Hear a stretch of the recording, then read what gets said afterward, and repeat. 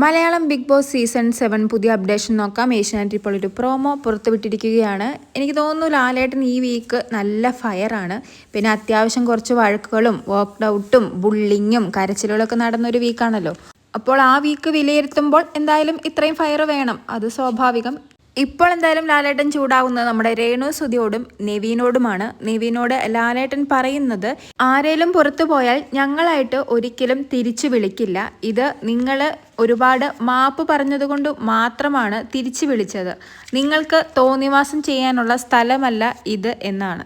നെവീൻ അതിന് എക്സ്പ്ലനേഷനൊക്കെ പറയുന്നുണ്ട്. സ്വേച്ഛാധിപതികളായി ഞങ്ങൾക്ക് എന്തും ചെയ്യാമായിരുന്നു എന്നൊക്കെ പറയുന്നുണ്ട്. എന്തായാലും ലാലേട്ടൻ അത്യാവശ്യം നന്നായിട്ട് തന്നെ ചൂടാകുന്നുണ്ട്.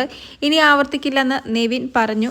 അതിനുശേഷം രേണുസുതിയോടും പറയുന്നുണ്ട്. കാരണം രേണുസുതി വന്ന അന്ന് മുതൽ എനിക്ക് എൻ്റെ വീട്ടിൽ പോകണം, എൻ്റെ മക്കളെ കാണണം, എനിക്ക് ഋതപ്പനെ കാണണം എന്ന് പറഞ്ഞ് കരച്ചിലാണ്.